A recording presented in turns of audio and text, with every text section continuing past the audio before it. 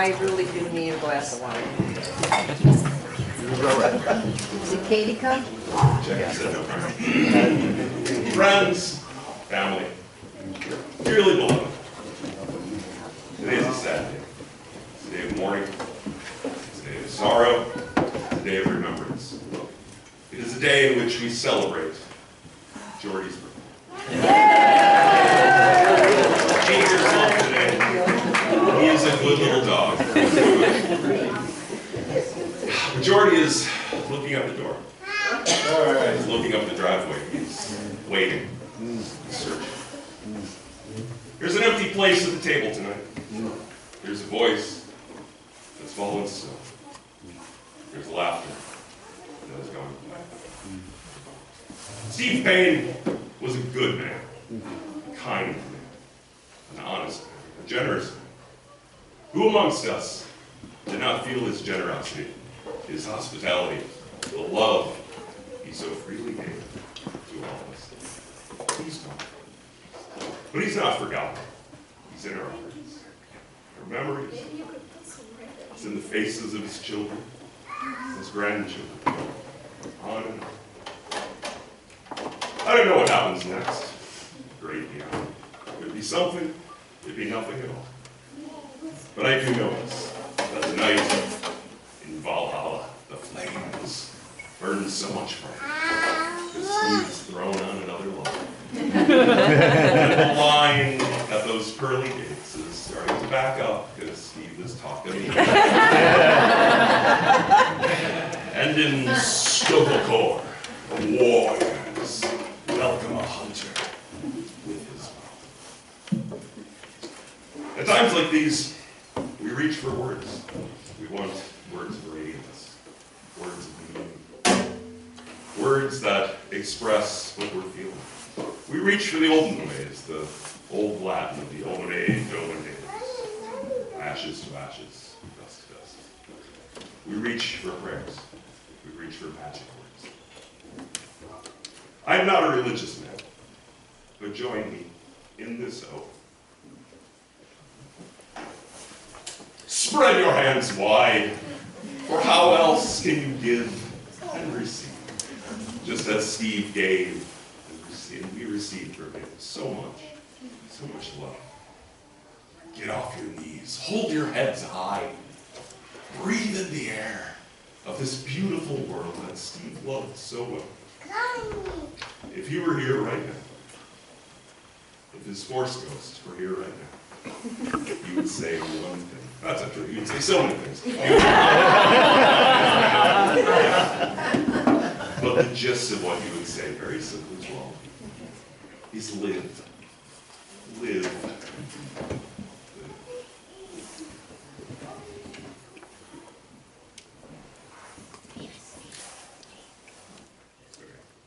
I ask this in the name of our Father, and our husband, and our brother, and our friend, Steve and Douglas Payne. Thank you.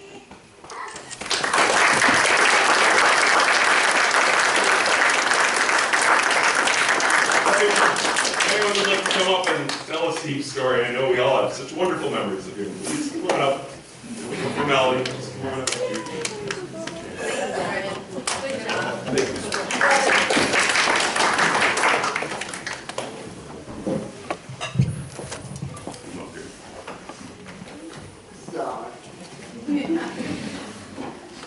Thank you for that. Beautiful.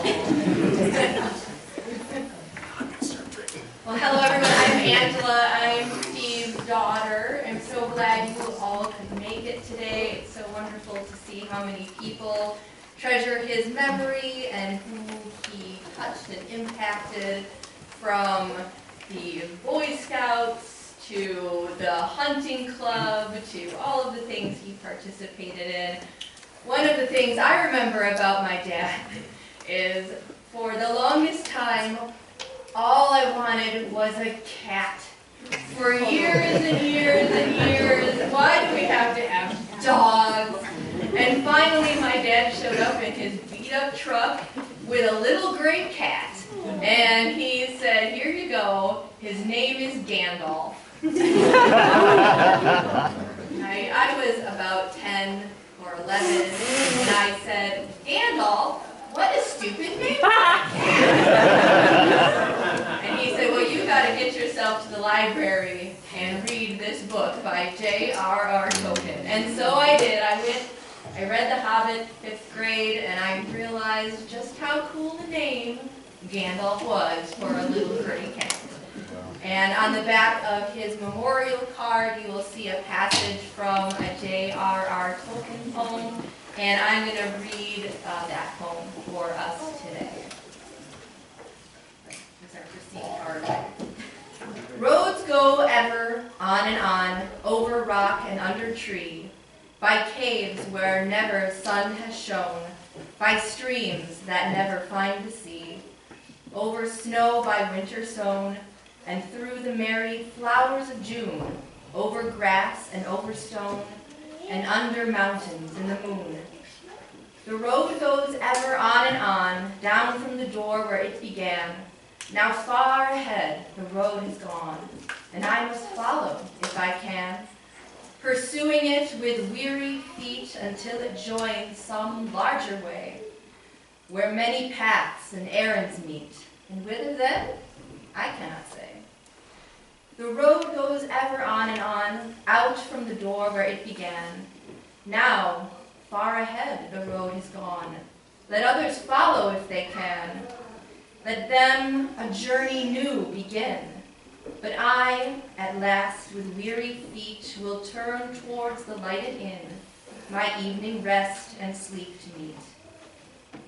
Still, round the corner there may wait a new road or secret gate, and though I oft have passed them by, a day will come at last when I shall take the hidden paths that run west of the moon, east of the sun. Thank you.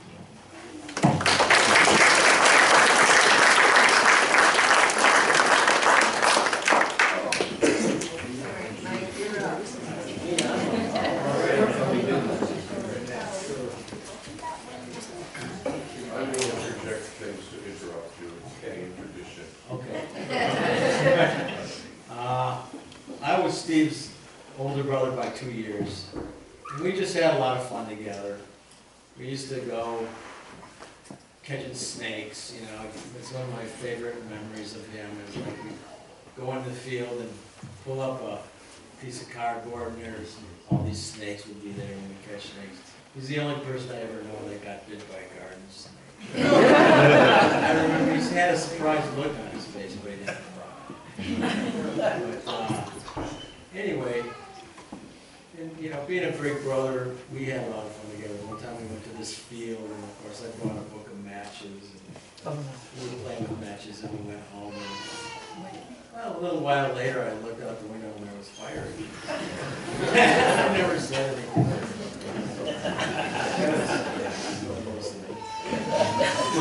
Anyway, mostly, my memories of Stephen are things I feel in my heart. And he really lives in my heart, and he will always live in my heart. I just feel, my strongest feeling is that I had so much I have so much gratitude for having such a wonderful brother. That's what I have to say.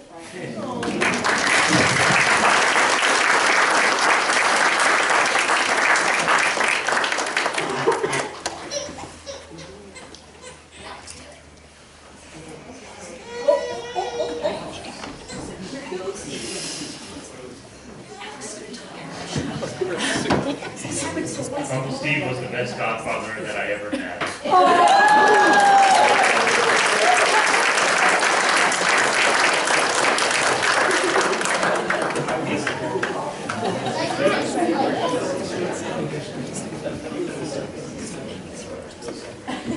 Let me go.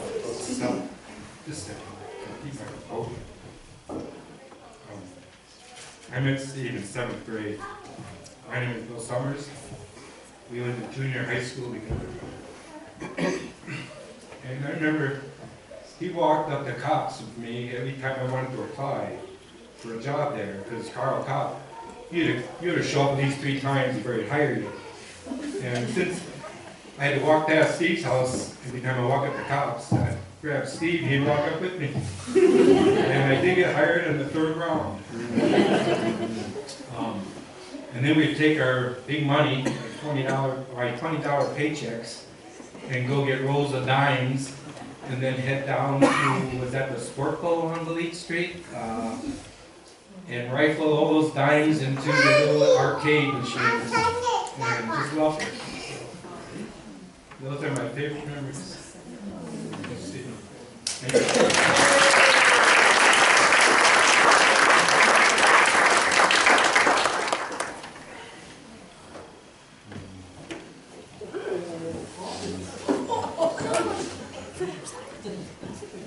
Uncle Bill.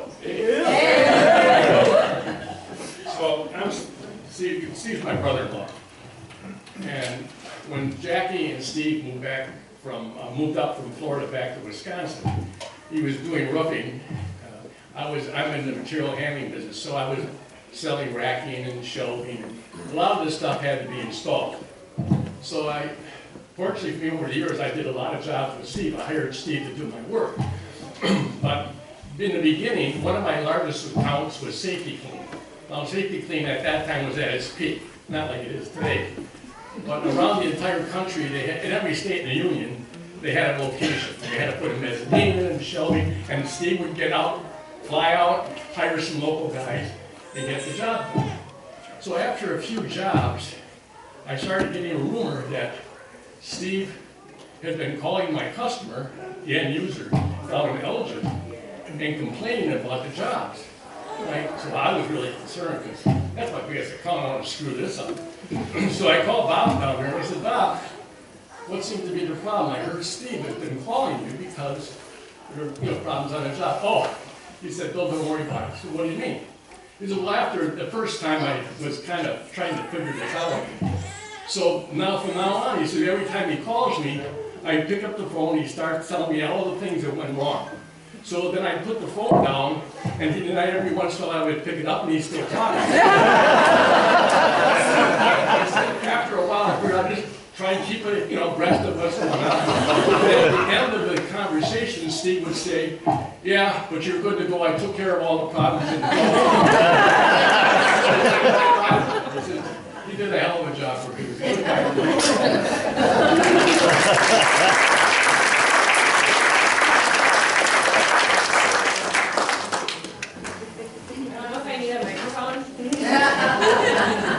I'm not going to use the microphone. I'm Katie. Steve was my uncle for my entire life. My favorite thing was coming out here with my kids, who are allegedly in this building somewhere. Oh, there they are, I think. Okay, hi. Steve was always so welcoming when we would come out here, and he was always like, yeah, come on, come feed the chickens, and play with, let the kids explore, and he was just so happy to welcome anyone who would come out here. And one of my favorite things to do with Steve was talk about dogs, of course. Jordy and Molly and Dickens, for those of you who remember. And I would tell Steve sometimes about the bane of my existence and apple of my eye, my dog, Wrangler. And maybe like a year ago, I was telling Steve, oh, he's getting really old, and he's like, oh, that happens. And he's like, a dog like that kind of dog, he needs a nice place to the farm. I'm like, yeah, I really think he does. He's like, yeah, a good place for the farm. I wish I knew someone who had a farm who could help me with that dog. And I was like, wait, are you saying what I think you're saying? He's like, I don't know, maybe. But something I always appreciated was he was really, he loved all living things, but he definitely was not like a, had a starry-eyed human when it came to the circle of life, and he loved everyday living, and you could just see that on his face and being with his grandkids and anyone that was around and came to visit. And I think that's a really unique quality and something that I think about a lot as we remember him. So, thanks, Steve.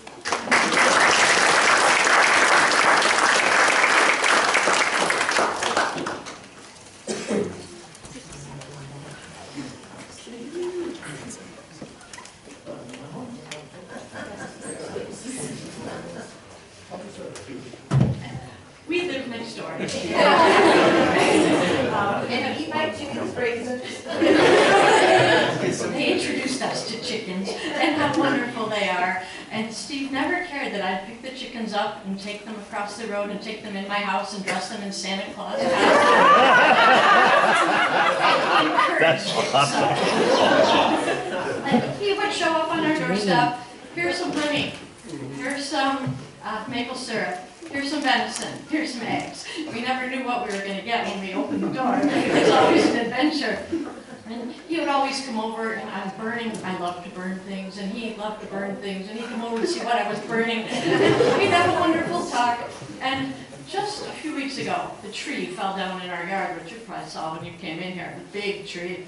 And the first thing I thought of was, Steve would have been over here immediately asking about this tree and offering to cut it off. All of that. So he was a wonderful neighbor, and we are really going to miss him and Jordy in my house all the time. He can still come over.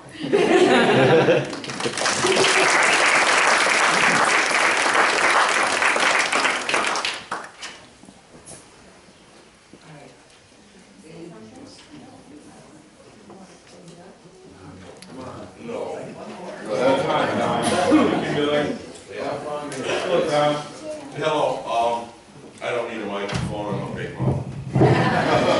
Anyway, I've known Stephen all his life.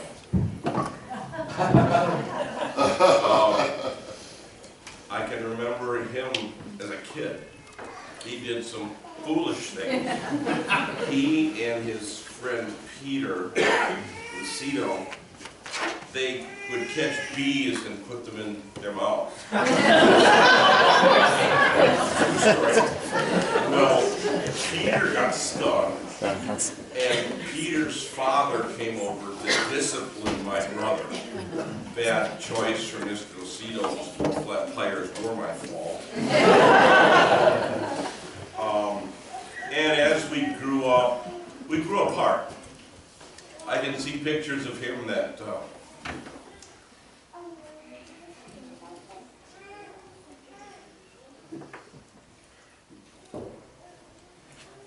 excuse me, they were not part of his life. No. He went to school in different buildings, had his own friends. And I see pictures of that.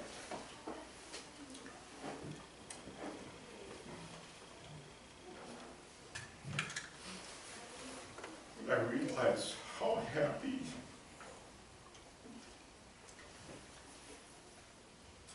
person he was.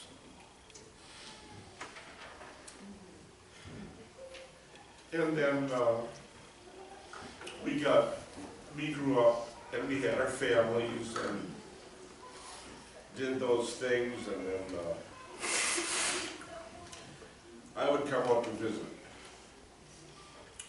the Swallow building, the Swallow House, and then out here in the wonderful, nasty building that he lived in up here. I think Kristen lived with him, and Jordy, and Cersei. oh, there was cats. Always did. I've got a big deep voice that scares cats and children. And then we moved, when actually the farm moved here. He had been here already. And I just would come out here and do this and that. And we'd boil maple syrup, and we talked, but we talked hard. He appreciated you coming out for doing the maple syrup. He appreciated all the visits and all the calls. Yes, we would talk our youthful nonsense. We did not talk about him being sick. He would tell me when he got a new car. And then I would say, how come if it's new it's so dirty?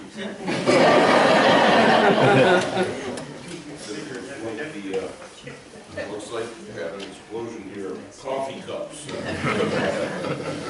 And we went hunting in the backyard. We just had a wonderful time. Two characters.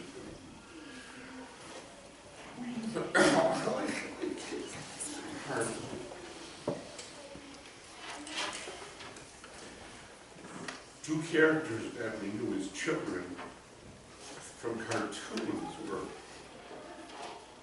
Pumpkin Bush and Bushfire. And sometimes they came to visit. And I see two women sitting next to each other. I don't think they like either.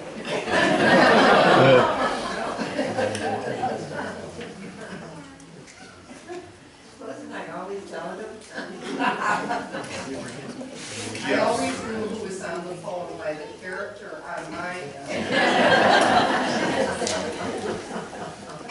So,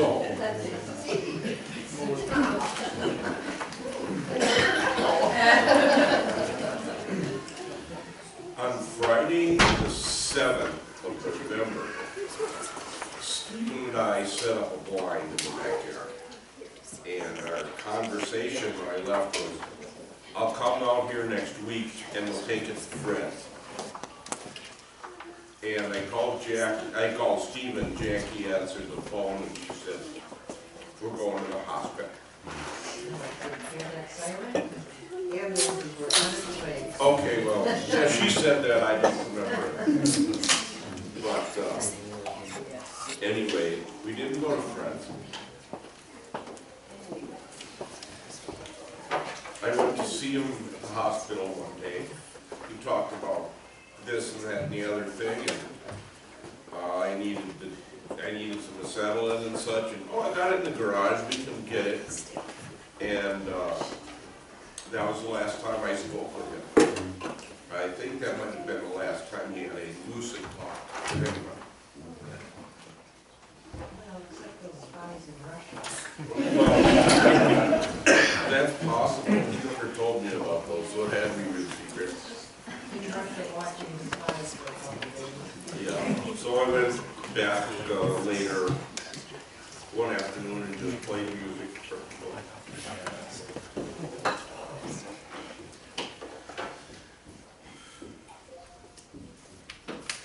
I miss her.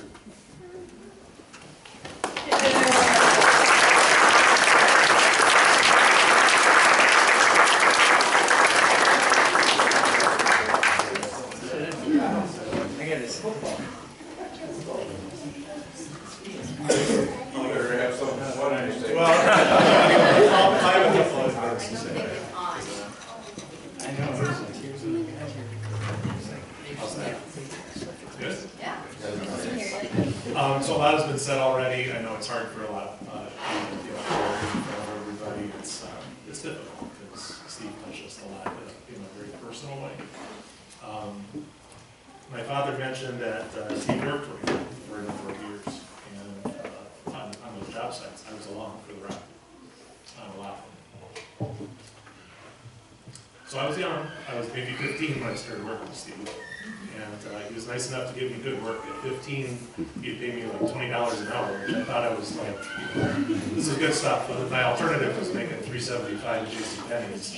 And Uncle Steve was paying me $20 an hour. And he taught me a lot on the way. And usually, a lot of that teaching would be at like 5 o'clock in the morning, and learning about the importance of a cup of coffee. How bad that coffee was. It didn't matter to Steve. As long as it was brown and hot, that was a good way to start the day. And we'd get in the Silverado, that blue, I think it was a Silverado, that blue pickup truck. And that thing was like 20% rust, and rust, maybe 30% rust. You can still see some of the blue paint. I think the floorboards were still steady enough you couldn't put your foot through them most of the time. But that truck and my experiences with Steve, I learned a lot from him. In summers roofing with Steve, I learned how to line up all the nails and the webs in my fingers from the nail pouch. So I wouldn't hit my fingers, and I'll tell you, when you hit your fingers with a roofing hammer, it hurts. But, so, you know, he taught me, like, what I learned from Steve was a lot of the important things. And I think a lot of the things that if we think about Steve, whether it's like how to tie off an extension cord, or to like play with, you know, make sure that the welding kit is situated and not leaking, fuel, and all these like little things. Steve was really good about focusing on the things that were important. You know, in that blue pickup truck, for example, is that he really focused on what was meaningful and kept moving forward. And I think if there's one thing that I could sum up, maybe Steve on those things that being important, he was always present. He was always present, no matter who you were or where you were. He was never distracted. He was always there with you. And I think that was probably the most powerful lesson that I learned from Steve, other than his favorite way to deal with stress, which was one phrase that he taught me. Ba-ba-dee, ba-ba-da.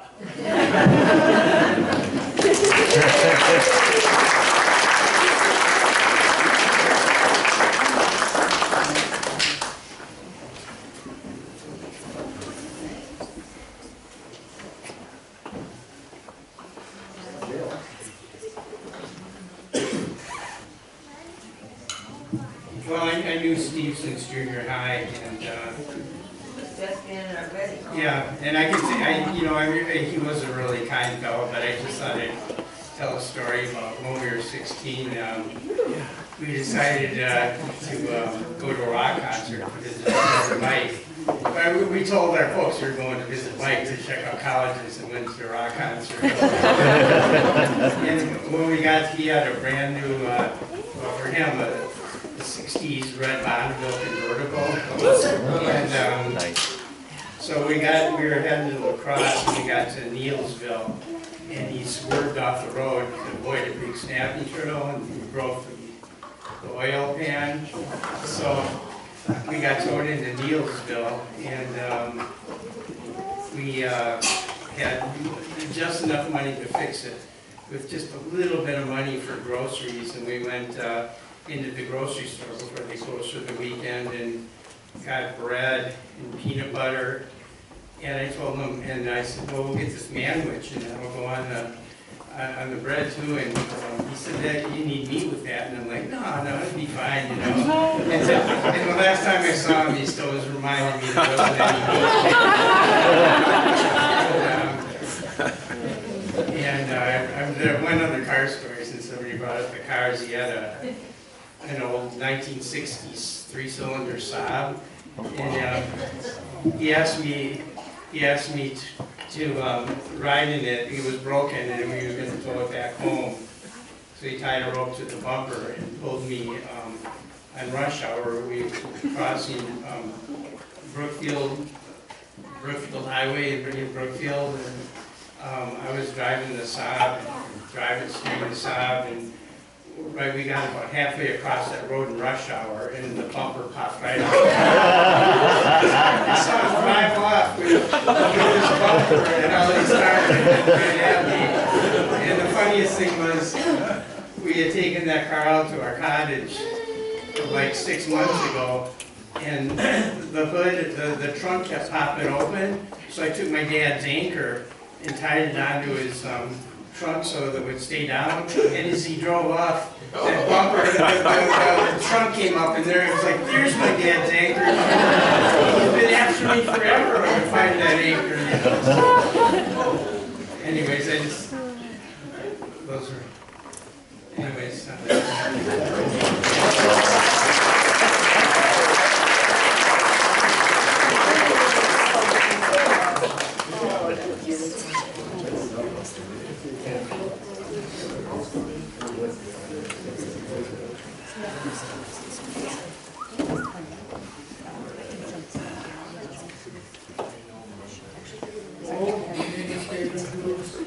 Steve and I were pretty close in sophomore year of high school. This is 1970.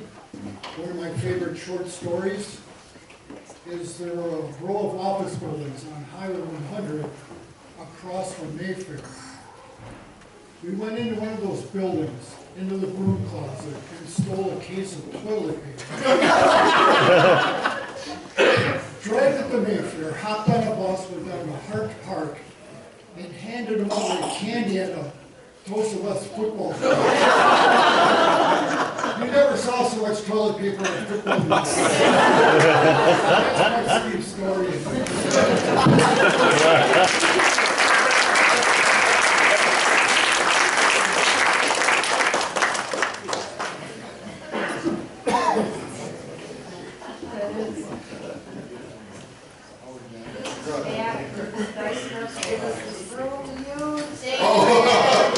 Pleasure is ours. Laura's my wife, who said he's an awesome neighbor, and I could not agree more.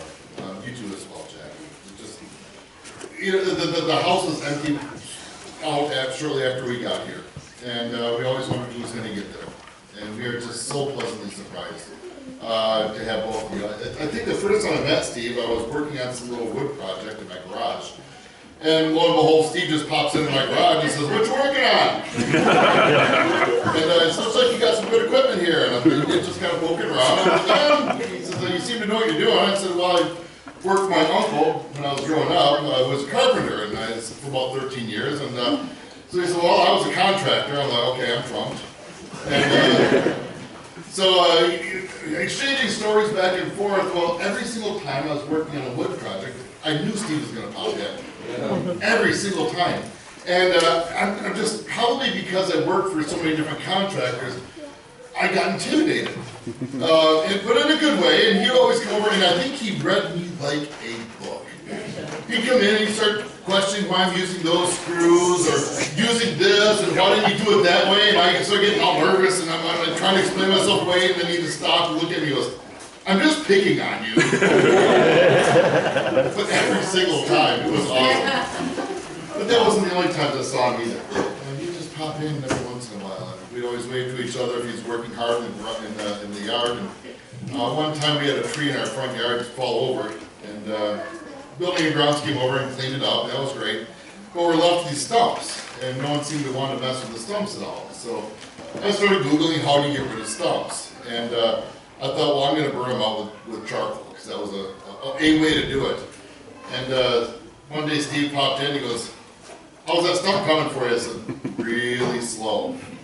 He said, "Well, why don't you just use a tractor and I'll earth it?" I said, "I don't have a tractor." He just stopped and stared at me. I said, "Oh, are you volunteering?" He goes, "I don't know, you didn't ask me." He turned around and walked away. And about 5 minutes later, there he was, picking up our stump with his tractor. And then we had that huge garden in the front yard, you know, and I was building some compost bin, and that one, he came over and he's looking at it, I'm still fiddling around with him and working, and he comes over and he's looking at it and he goes, "You built those things too small." And I said, "Yeah, I've been told by other, composters that we might not be able to pull out enough." He goes, "That's not what I'm talking about. You can't get a 5-foot bucket in there, with a tractor." I said, "Well, I don't have a 5-foot bucket on a tractor." He says, "Well, I do." I said, "Oh, you volunteering again?" He goes, "No, why do you want to get next door and use my tractor?" I was taken aback. Both of you are just so kind and generous and wonderful in so many ways. And I couldn't hear quite all what Laura said, but she just loved your chickens and turkeys. To the point when you had to move in the backyard, she now makes trips to your backyard to go see them. It's just incredible. But Laura told me one day, she said, "You know what? Steve may own the chickens, but I think they're my chickens." And then she went out and raised them. And she went out there and fed up a bunch of raisins. So we just love Steve, and you too, Jackie. And he welcomed everybody who came to our place. Whenever he saw someone new, and I just got a text, I let them know about Steve's celebration of life and our Food for the Journey, which is who actually owns that garden in front. The entire executive board feels so sad for you and everyone else here, and gives you all their love. So, yeah, thank you.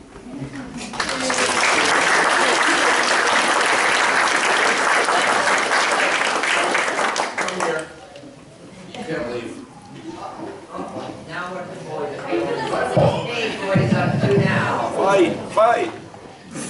Do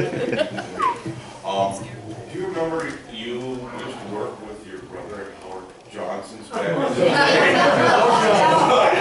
Anyway, Stephen was a magician and he did this magic trick. Perhaps you could describe the magic trick that he did. Well, he was gonna show how he could stab himself in the stomach. But he was gonna kind of slide his hand and make it look like but he actually just really stabbed himself.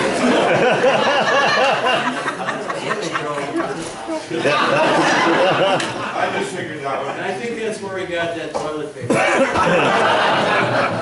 I know that we couldn't leave without saying this. Oh, and Bill, about building stuff for he used to come, I'd come and visit and he'd say, these factory owners and these factory foremen, they know exactly what they want, but they don't know exactly what they want.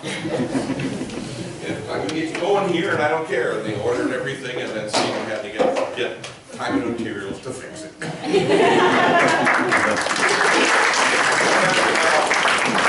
Experienced that where he would tell you about they ordered it wrong? It was every job site was always wrong, but there was always problem solving going on. You figure it out. Problem solving. Yeah. Last call for stories. Evelyn's got a toast to make. Yeah, I don't need to go up front, but Okay. a lot has been said about how welcoming and warm and present Steve would be with everyone. And I think that was particularly true with the weirdos and the wayward and the orphans in his life, particularly if you're some combination of the three.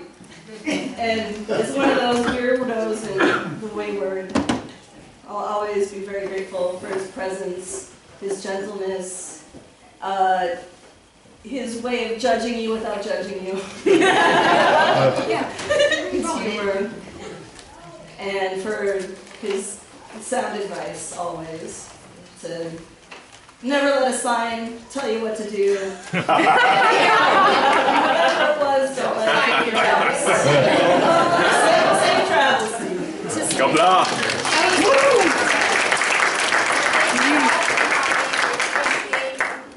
Taking the time out of the Saturday and coming to Steve's memorial. So, Yeah, please help yourself to yeah, eat the food so I don't have to bring it all home. here's to Steve. Here's to Steve. To Steve!